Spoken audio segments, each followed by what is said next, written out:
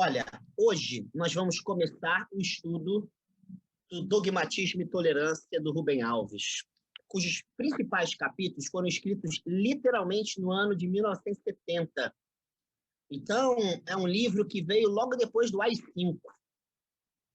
E tem as marcas desse momento tão pesado, né, da história do Brasil, a história recente do país.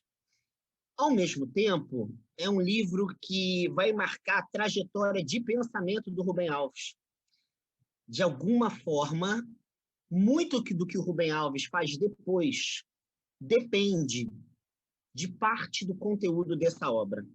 Não depende, às vezes, o tema, mas a maneira de abordar as questões. Isso sim, isso a gente pode dizer que marcou assim, a história do próprio Rubem Alves. Ora, ele relança esse livro em 2004.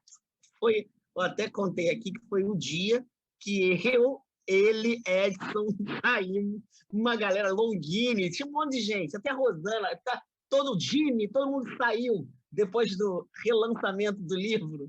A gente saiu do Bennett para a Taberna da Glória, e até hoje eu não sei como eu cheguei, porque o Rubem Alves, eu sou fraco para bebida, o Rubem Alves, não sei o que aconteceu com ele, que ele nasceu com um corpo um pouco diferente do meu, e todo mundo que estava lá estava num ritmo bem diferente do meu. Eu bebi uns 5, 4, sei lá quantos chopps, e até hoje eu não sei como eu cheguei, até hoje. Pra vocês terem noção o que o Rubem Alves fez com a minha vida. Me arrebentou com cerveja. E era exatamente nessa ocasião, ele leu o prefácio desse livro, que foi escrito muito tempo depois da publicação da última edição.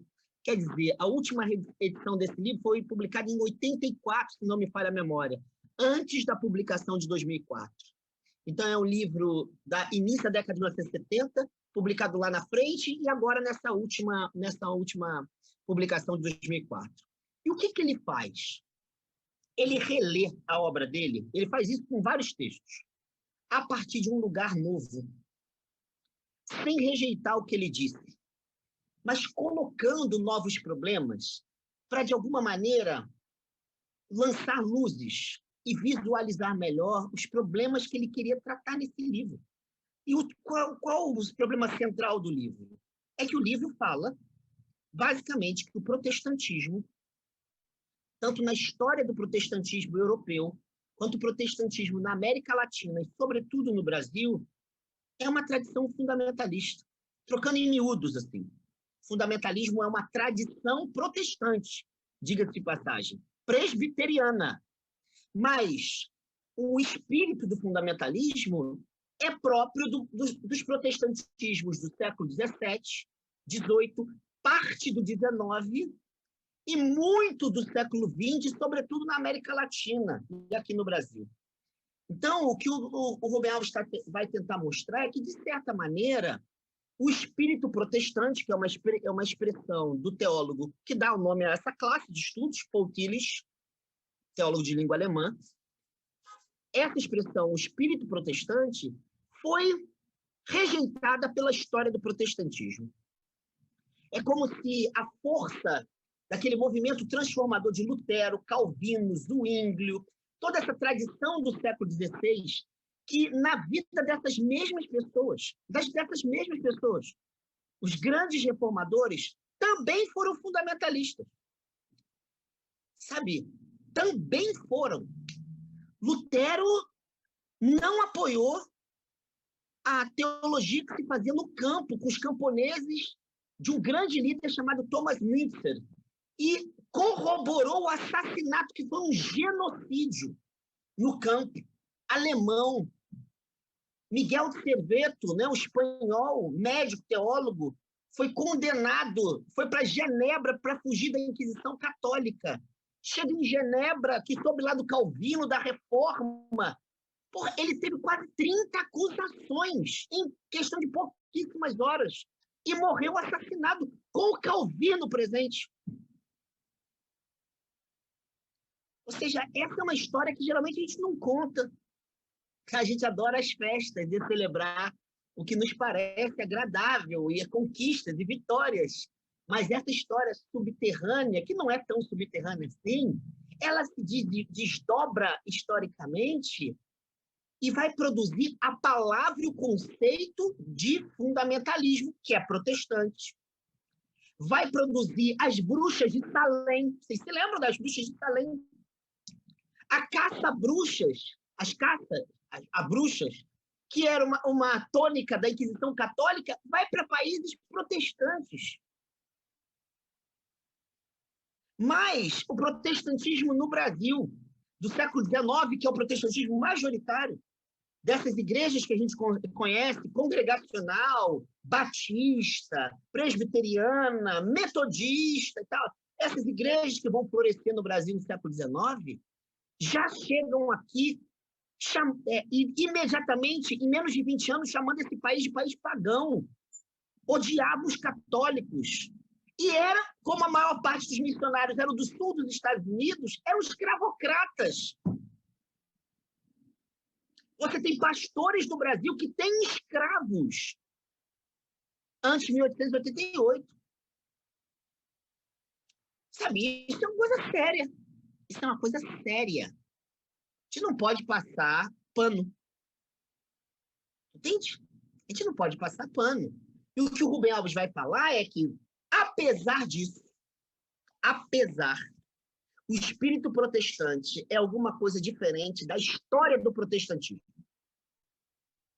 É isso que esse teólogo Paul Tillich faz. Ele diz que o espírito protestante não é propriedade privada da história do protestantismo. Animou movimento protestante no século XVI, mas foi perdido muitas vezes.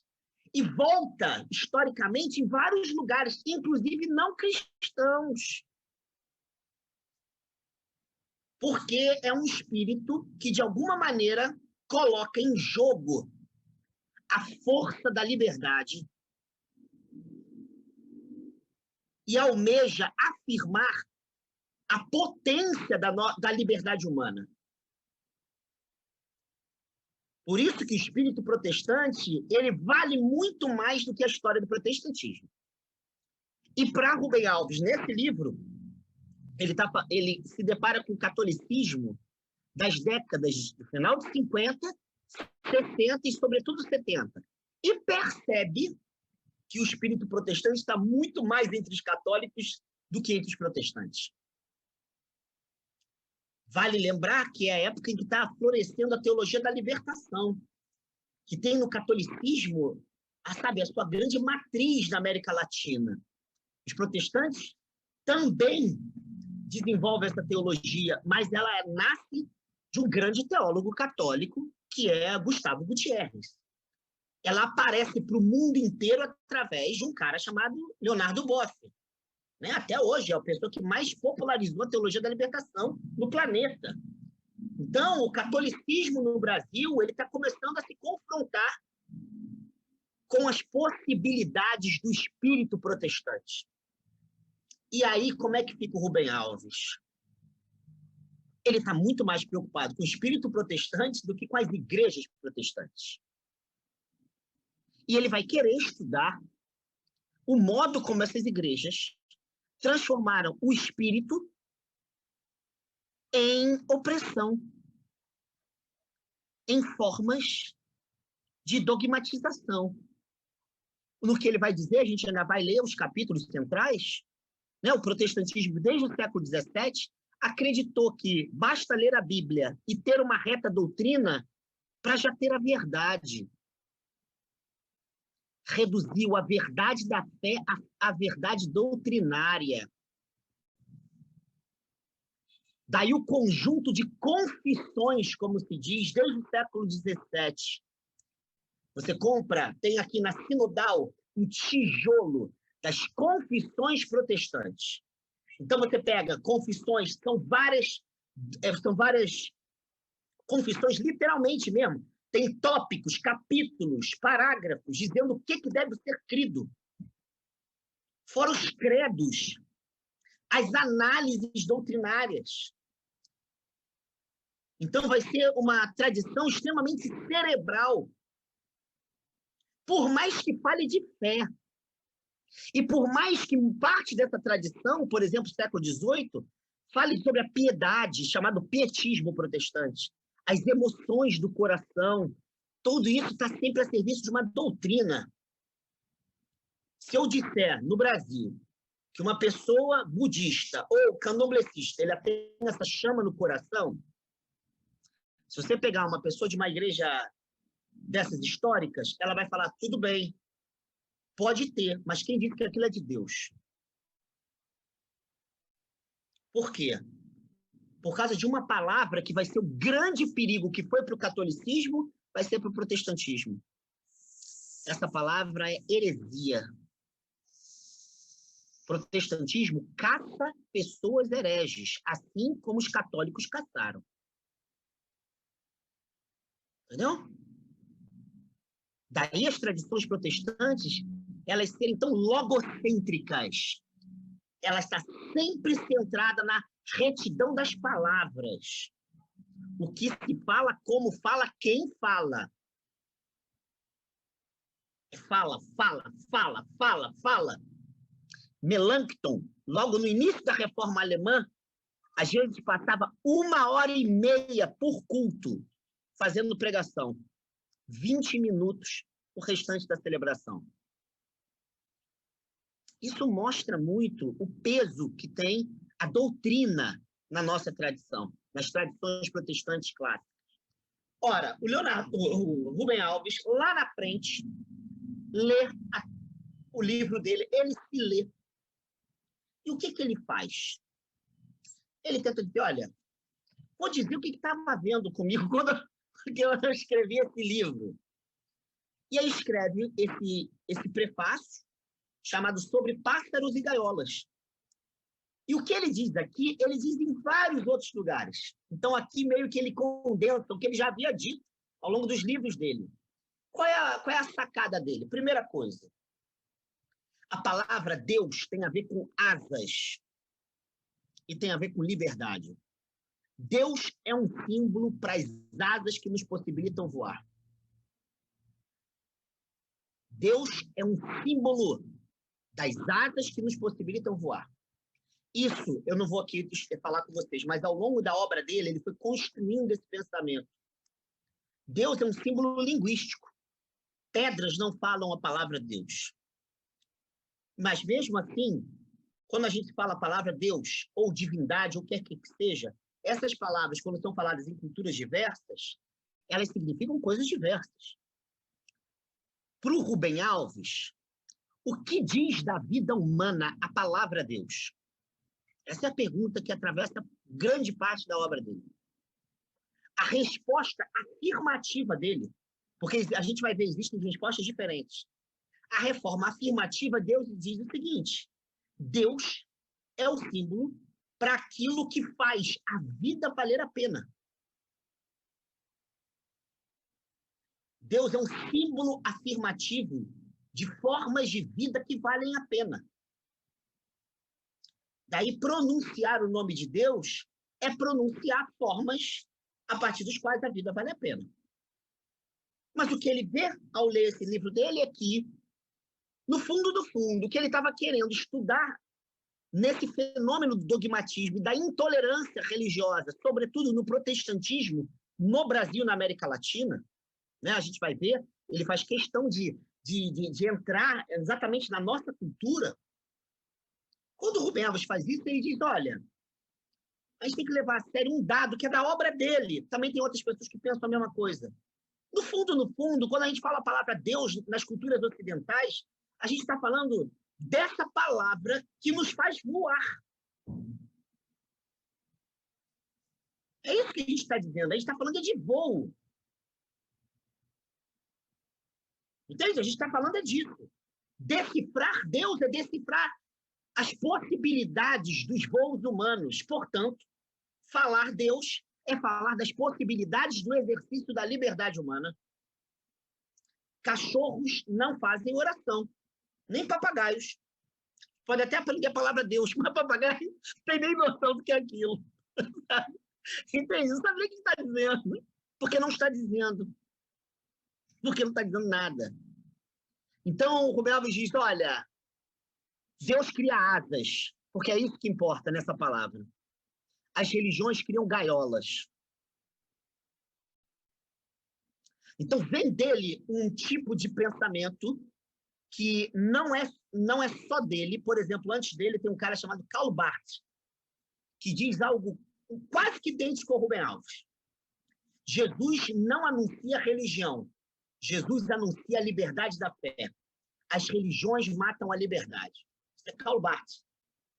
Talvez o maior teólogo protestante do século passado. Talvez, tem outros também. Então, a religiosidade torna-se uma espécie de anti-liberdade para essa tradição. Mas o Rubem Alves tem uma outra visão de religião que a gente não vai estudar aqui, que é bem legal. Mas aqui ele está dizendo, olha, Deus cria asas, as religiões criam gaiolas. E ele cita um poema conhecido do Fernando Pessoa, onde tem uma estrofe que é bem bonita, que diz assim, porque ter asas simboliza a liberdade que a vida nega e que a alma precisa. Porque ter asas simboliza a liberdade que a vida nega e que a alma precisa. Ou seja, no fundo, o que ele está dizendo é que a experiência da espiritualidade na sua máxima potencialidade é uma exigência da vida e de uma vida que se encontra em condições de não liberdade. Pronunciar a palavra Deus é aprender a corresponder à exigência de liberdade. Nesse outro livro que está aqui, ó, Variações sobre a Vida e a Morte, do Rubem Alves. Podem comprar, livro muito bom. Tem uma parte que é só criticando a noção de heresia.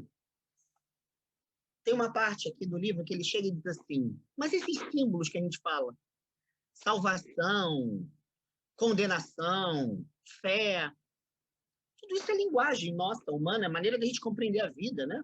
E ele diz isso. O que diz isso de nós? O que a nossa vida quer através desses símbolos? E aí ele diz o seguinte, toda a nossa vida, que ele chama de corpo, todo o nosso corpo, toda a nossa vida, quando pronuncia essas palavras, pronuncia em condições de opressão o desejo de liberdade. Oi, fala, Diga.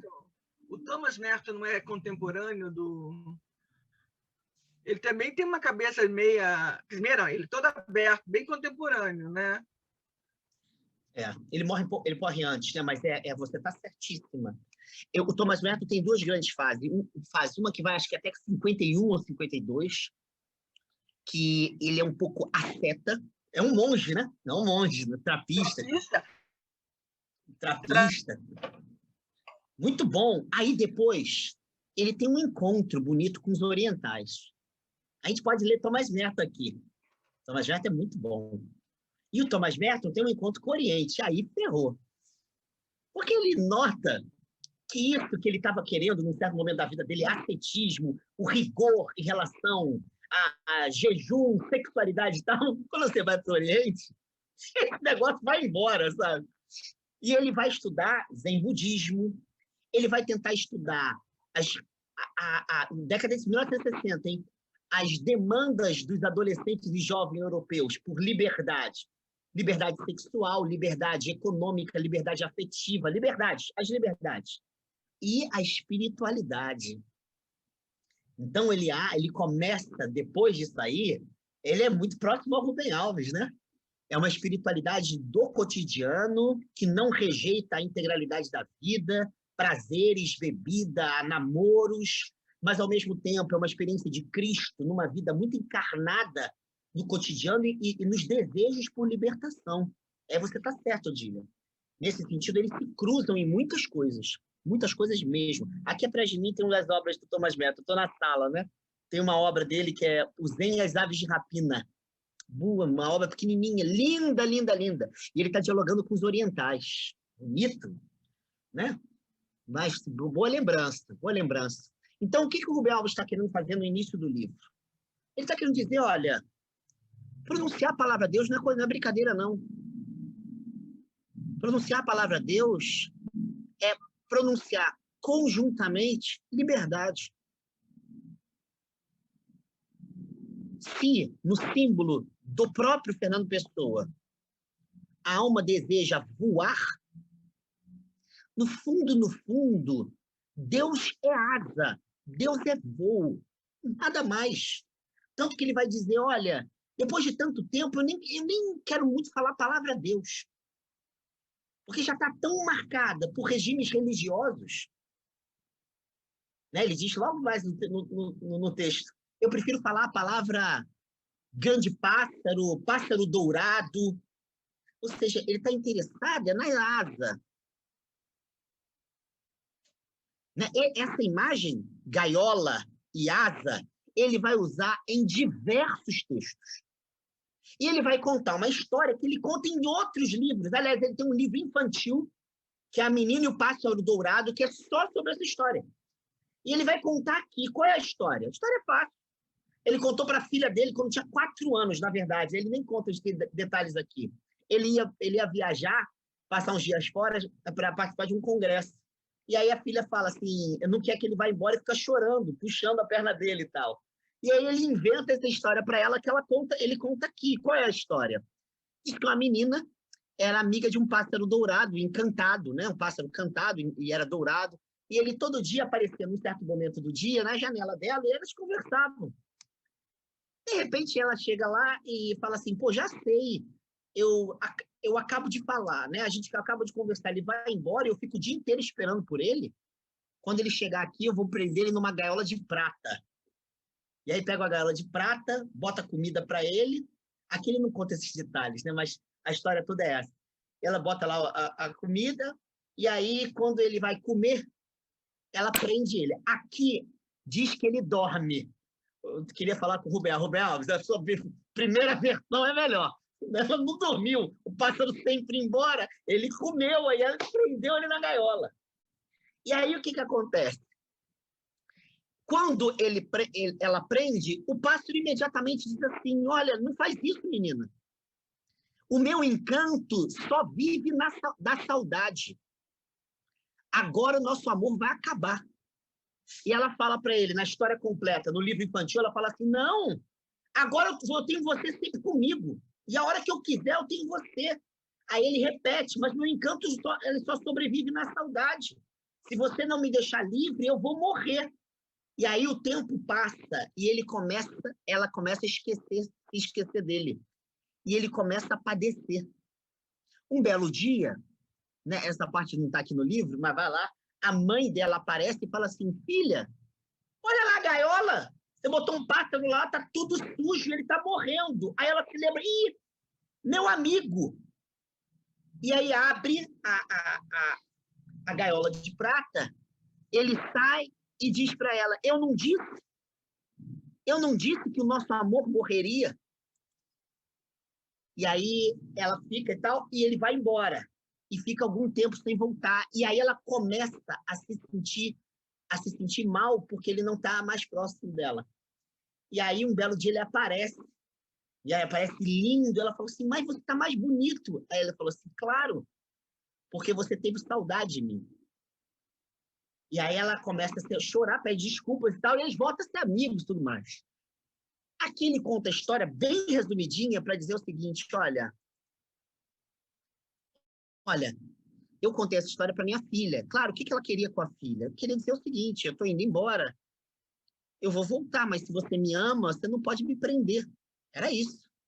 O Rubem Alves tem um texto que ele conta de novo essa história, que ele diz exatamente que amar é ter um pássaro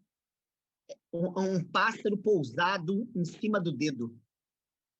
E ele diz, um pássaro pousado em cima do dedo, a qualquer momento pode voar. E o amor vive da sua saudade. Esse pensamento é o que está em jogo aqui. Ele conta para a filha. Só que amigos dele falaram que essa história era maravilhosa para questões terapêuticas, relações abusivas, domínio, controle, ciúme, né? Os casais fazem isso, também com os filhos, assim por diante. E aí um amigo fala para ele, pô, mas essa história é maravilhosa, tem tudo a ver com Deus. E aí ele, pá, estala e fala, caramba, essa história é uma história, no fundo, do fundo, teológica. Se vocês lerem a grande parte da obra do Rubem Alves defende que fé é saudade. Fé é saudade. Mas por que ele defende uma coisa tão louca como essa? Porque a saudade é a presença de uma ausência. E é uma tristeza que não é depressão. Tem algo de grandioso na saudade. Porque essa presença da ausência significa que, no caso da experiência da fé, você nunca vai ter Deus, a divindade, como a menina quis ter o pássaro encantado. Porque se você transforma o pássaro encantado em pássaro engaiolado, você mata Deus. O que diz o Rubem Alves? Dogmas são gaiolas que transformam Deus, que é alado, em pássaro empalhado. No outro livro que ele cita essa história em 500 livros. No outro livro que ele cita essa história, ele diz exatamente: as religiões cultivam deuses de palha. Os profetas já disseram isso na Bíblia. Porque elas cultivam as suas palavras religiosas, que substituem o próprio Deus. Por isso que ele diz, olha, está na hora de a gente falar em outros nomes. Mistério, pássaro alado, pássaro encantado, e aí ele vai. Exatamente para dizer que o que está em jogo na experiência de fé é a impossibilidade de engaiolar a relação com o mistério. E o que está em jogo nessa relação? Está em jogo a nossa liberdade. É só isso. Não está em jogo Deus. Para o Rubem Alves, Deus não está em jogo na nossa relação com ele, porque Deus não é uma coisa, é pássaro encantado, é mistério. Eu não posso investigar Deus como eu investigo um objeto, científico ou não. Deus não é coisa. O mais importante na fé não é Deus, porque se for Deus como objeto, a gente vai sair no tapa aqui para saber quem fala melhor dele ou dela, que a gente acha que é homem, né? A gente vai ficar aqui brigando. O que ele vai dizer é o contrário. Ao invés da nossa preocupação na fé ser Deus, a preocupação é que liberdade é exercida através da fé. Há um texto do Rubem Alves lindo, lindo, lindo, lindo. Eu posso pegar aí qualquer dia e mandar para vocês. Ele usa uma imagem, ele está falando de um pensador do século XIX, para falar da fé, que eu acho espetacular. Ele diz que fé é estar em cima de um abismo, pendurado numa... Como é que é? Num galho, na ponta, tem um morango. E ele diz que a fé é saborear o morango, sem retirar debaixo dos pés o abismo. Ouviu o Belo? O céu é o reencontro com todas as coisas que já... ele tem um texto sobre isso. Tem um texto dele que é bem próximo do finzinho da vida dele, é O Deus que eu conheço. É um livrinho bonito, cheio de crônicazinhas. Lá ele fala essa frase também. Né? No céu nós reencontramos tudo aquilo que nós desejamos como sentido do nosso amor. Mas vai lá. O que aqui em que interessa? É que o Rubem Alves está dizendo, olha, gaiolas são feitas de palavras, palavras são presídios, porque transformam divindades em objetos. E por isso, quem começa a falar de outro modo, começa a ser proibido de falar de outro modo. A gente só briga por causa de discursos religiosos, porque a gente parte do princípio que é possível falar e congelar o pássaro encantado. A gente parte desse princípio. Não é assim. Como assim? Quem é você? De onde você tirou isso? Está na Bíblia. Está na Bíblia muita coisa. Já citei aqui muita coisa que está na Bíblia. Também está. Também tá. Imagina alguma coisa aí. Também está lá. Sabe? Também está lá. Infanticídio tem na Bíblia também. Hein? Estupro tem na Bíblia. Tudo está na Bíblia. Também está lá. Entende? Então, assim, isso não é argumento. Peraí. Como assim? O que o Rubem Alves, então, vai dizer? Que o problema das gaiolas é que retira da gente a potência dos nossos pensamentos. E o Rubem Alves vai dizer: pensar nos faz voar. Em outras palavras, o que ele está querendo dizer de maneira indireta? Ele diz isso em outros textos, mas aqui ele já está dizendo. É que se Deus é asa, e se através do símbolo Deus, os seres humanos querem alçar os mais altos voos, entende? Se é isso que está em jogo, e se através dos pensamentos nós voamos, então o pássaro encantado se revela na liberdade, nas loucuras, nas heresias das asas dos nossos pensamentos. Não é a concordância do que dizemos que nos faz ou não conhecer o pássaro encantado. É o quanto de liberdade nós podemos cultivar. Isso sim faz com que a gente saiba se os nossos pensamentos estão ou não valendo a pena. Nesse outro livro que eu mostrei para vocês, tem 2 capítulos. Um se chama A Heresia da Verdade e a outra se chama A Verdade da Heresia. Opa! A Heresia da Verdade, a Verdade da Heresia. São 2 capítulos. O que ele quer com isso? É mostrar que heresia não é meramente discordância de pensamento. Não é isso. Heresia é a afirmação de modos outros de ser, em que as gaiolas não nos capturaram, em que as relações de poder, em nome do pássaro encantado, que são instituídas pelas nossas religiões, também não nos capturaram. Como a gente ainda vai estudar nesse livro, lá na frente o Rubem Alves diz: discursos ortodoxos defendem interesses de grupos dominantes na rede de poder. Discursos ortodoxos defendem os interesses dos grupos dominantes nas redes de poder. O clero, os puxa-sacos do clero, sabe? Bispo, cardeal, pastor, pastora, apóstolo, apóstola. A verdade defende interesses de poder. Por isso que heresia não é o poder da verdade, é a verdade da liberdade. Entenderam a diferença? Não é o poder da verdade, é a verdade da liberdade. Porque o que está em jogo são as asas e não as certezas. São as asas e não as certezas. É o gosto do morango e não o asfalto debaixo do pé, porque debaixo do pé tem abismos. Entenderam? Ele está dizendo isso em 2004. E está dizendo, olha, o que estava me movendo ali era isso. O que eu quis pensar com esse livro é como nós somos tão pouco livres. No fundo é isso.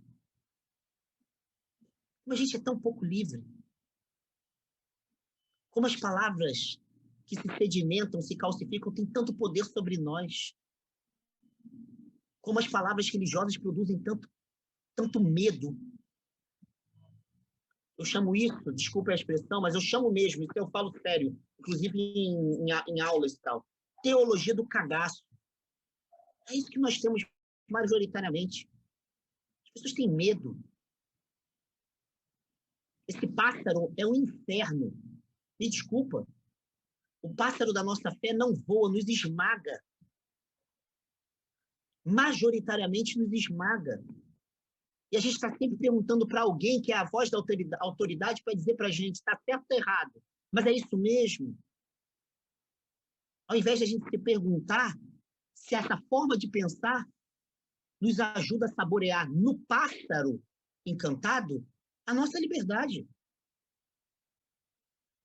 A nossa liberdade. Daí, olha as duas frases do Rubem Alves. Deus mora na saudade, Deus mora na nostalgia, não é na segurança, não é na captura. Isso não é objeto de nada. A gente não tem certeza de nada, e não é para ter certeza. A gente tem que saber, se a gente tem um morango nas mãos, em cima do abismo, a gente pode gozar. Comer, gozar. Que beleza! Embaixo da gente tem abismo, porque não tem certeza. Mas nas nossas mãos tem morangos. Olha a beleza e o gosto. Então, no final dessa introdução, desse prólogo, ele vai dizer, olha, os protestantes que eu estava estudando lá naquela época, ele tem um livro, a gente pode ler um dia, que foi publicado depois, já no século XXI, com um nome novo, Religião e Repressão, mas o primeiro nome é Protestantismo e Repressão. Ele chama isso de tradição da reta doutrina, ou protestantismo da reta doutrina. Protestantismo brasileiro, batista, presbiteriano, metodista, naquele momento estava querendo saber da doutrina, verdade, verdade, verdade, verdade. Aí ele termina essa apresentação dizendo, olha, 20 anos depois, o que se chama hoje de evangélico não é nem mais isso. Evangélico é uma palavra da época de Lutero que opunha os papistas, portanto os católicos, e os evangélicos, que são aqueles que são livres. Olha, a Gabi, esse livro aí, Gabi. Aliás, o prefácio desse livro é espetacular, Gabi. Leia o prefácio desse livro. Tem tudo a ver com esse que eu estou lendo aqui. É espetacular esse prefácio aí. Ele cita o Dostoiévski, é muito bonito esse prefácio. Mas o que o Rubem Alves está dizendo? Olha, evangélico hoje, essa palavra significava, no século XVI, liberdade. O que são os novos evangélicos, as igrejas neopentecostais, as igrejas pentecostais, que ele vai tratar aqui brevemente? Ele vai dizer, eles não estão mais interessados no céu, às vezes nem tanto da reta doutrina, estão interessados no umbigo. Não é com compromisso ético. Ele diz isso aqui. É com o umbigo. O que ele está dizendo?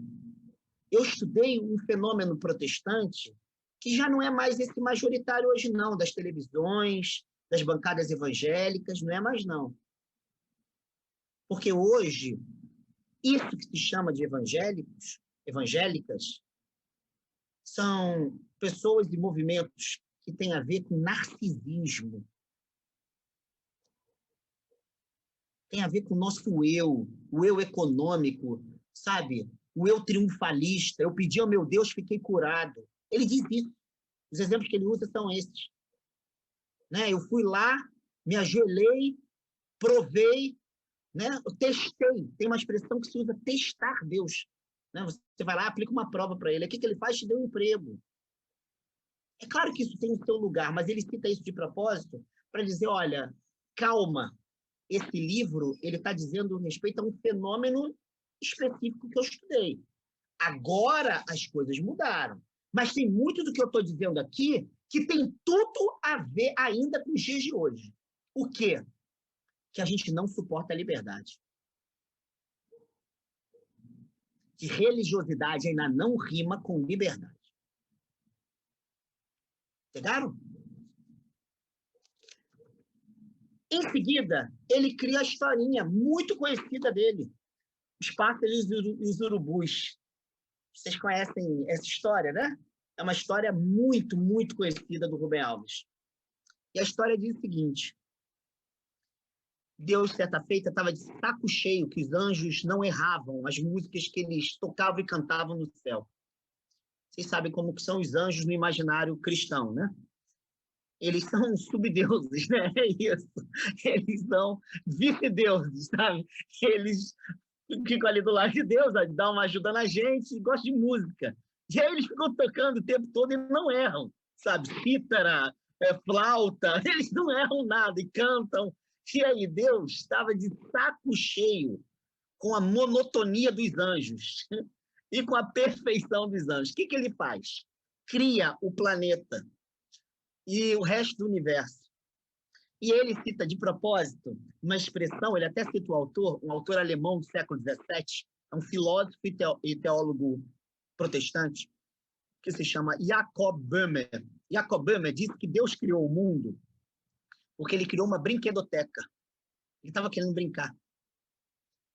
Mais legal isso, né? Deus criou o mundo narcisicamente para olhar para si. É assim que a gente fala, né? Que ele contemplou a sua glória através da criação. Como disse, é narcisismo, né? Mas vai lá. Deus foi lá e criou uma brinquedoteca. E Deus queria brincar, obviamente. E o que o Rubem Alves fala é o seguinte, mas qual era a brincadeira que Deus queria?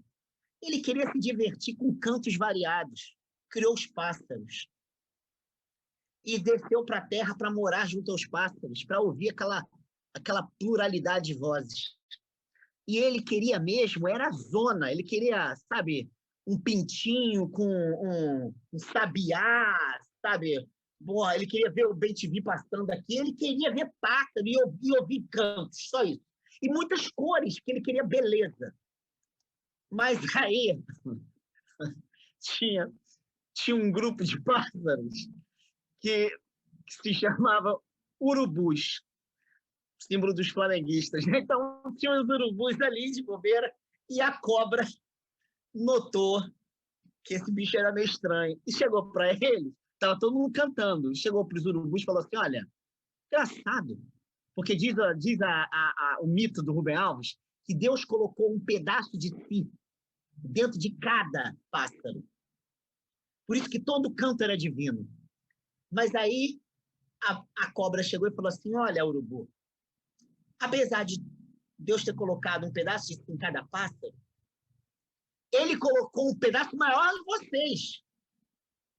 O canto de vocês é mais belo. E eu estou preocupada. E aí?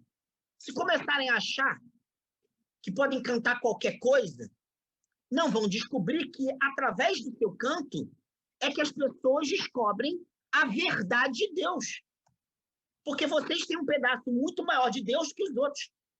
E o Rubem Alves está fazendo uma crítica a um tipo de pensamento católico que diz que todas as igrejas cristãs têm acesso a Cristo, mas a inteireza de Cristo só o catolicismo tem. A mesma coisa, um autor do século II da era cristã, chamado Justino de Roma, diz que os outros povos têm acesso à verdade, mas sempre parcial. Só o cristianismo tem a verdade toda. Então, ele faz questão de criticar esse argumento. E aí ele diz, olha, o urubu chega, ele se reúne e fala, olha, a partir de então é o seguinte, enquanto eu cantar, ninguém canta.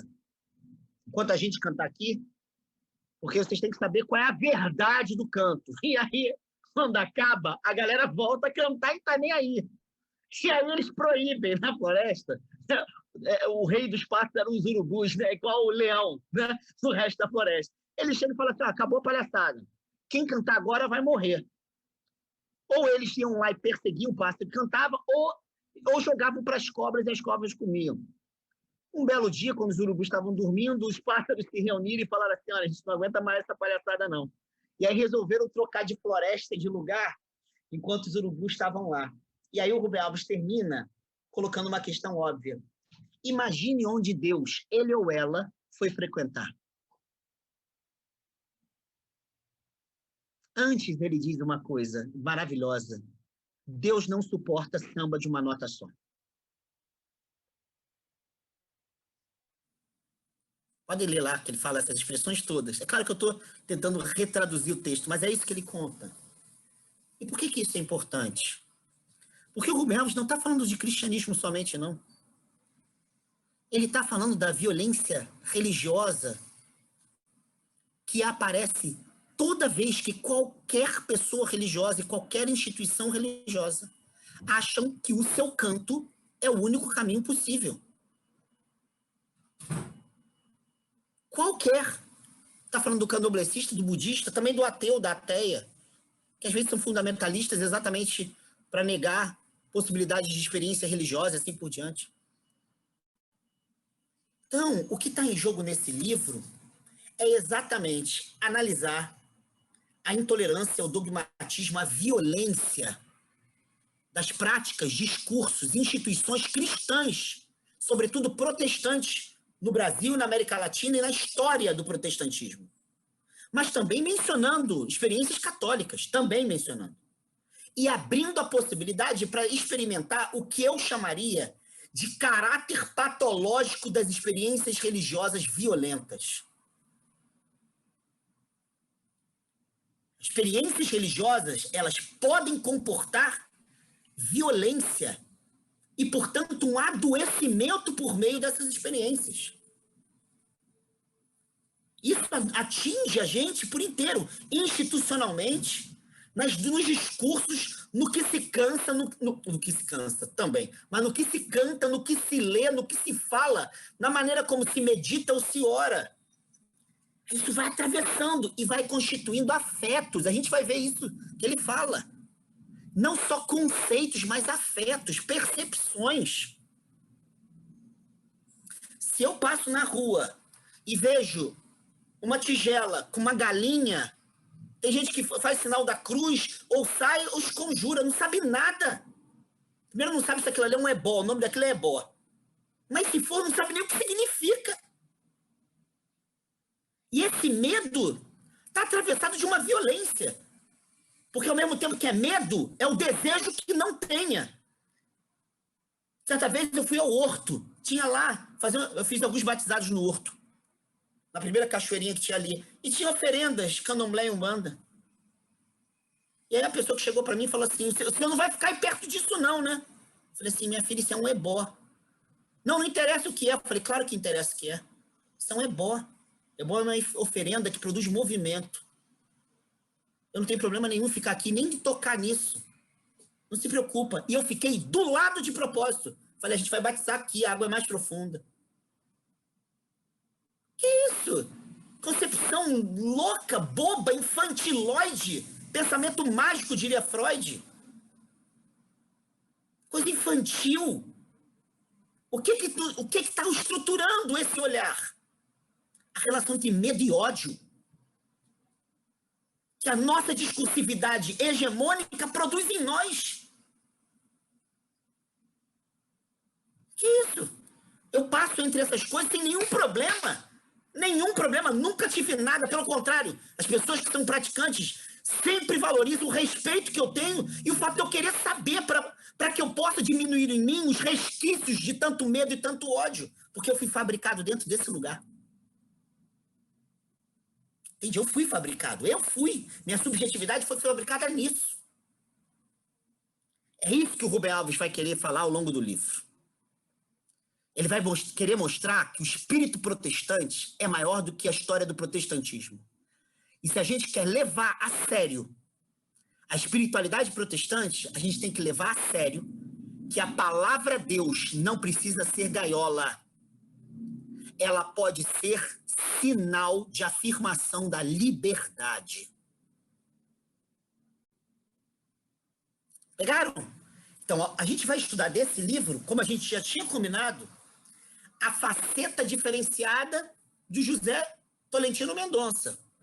Aqui era plenitude, um instante como experiência da eternidade, o corpo como metáfora para as experiências diversas do mistério, e da vida, e do outro, e de si, e do mundo e tal. Agora a gente vai falar de temas espinhosos. Sabe? É dogmatismo, é intolerância, é ódio, é medo, é a teologia do cagaço, é a relação entre poder, medo e verdade. É caça-bruxa, sabe? Caça-gays, é isso mesmo. É moralismo e não compromisso ético. É politicagem e não afirmação do espaço político de convívio. É isso. É a ambiguidade da experiência religiosa, que pode promover voos ou gaiolas. Voos ou gaiolas. Essa ambiguidade é um critério teológico para Rubem Alves. A gente deveria se perguntar todo domingo. Tem culto? Tem culto? Tem? A gente fez o culto. Está promovendo asas ou gaiolas? Sair querendo voar ou sair docilizado dentro de uma gaiola. Estou me rastejando ou estou voando? Como eu estou? É insubordinação aos poderes que nos engaiolam? Ou é retificação, adaptação e violência? Entenderam? Entenderam?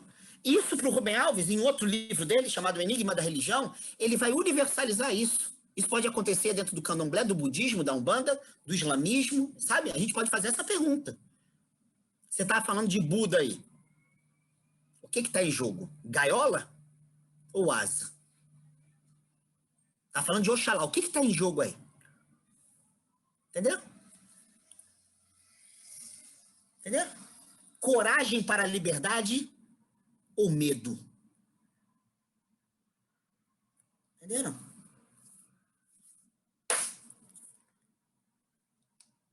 Fomos. Então, isso que nós vamos estudar a partir da próxima semana, e o bicho vai pegar, porque eu gosto demais desse livro, então eu já falo até meio feliz. Eu gostaria que a gente lesse com a ajuda do meu amigo Roberval, que ontem falou na Igreja Reformada Ecumênica, deu um show, arrebentou, os capítulos 1, 2, 3, que ele vai falar sobre o que é para ele ser protestante. Aí depois ele fala o que é a ideologia protestante. Vocês vão ver que é bem legal. E o que é a relação entre instituição e comunidade. Como que a instituição ela é o contrário da liberdade da comunidade. Beleza? Podemos? Vamos? Leiam, porque o bicho vai pegar, hein? Tá até gravado aqui. O bicho vai pegar mesmo. Aí CI vai ser asa, não tem essa palhaçada de ser gaiola, não. Ah, mas eu me acostumei. Não, acabou. Vai desacostumar. Dói, mas a gente está aqui para voar. E voar mesmo, abrir a asa e gritar tipo águia no céu, sabe? E grita, e, sabe, a pupila dilata e a gente vai voar. Acabou a brincadeira. Nada contra quem gosta de se rastejar. Mas não a gente.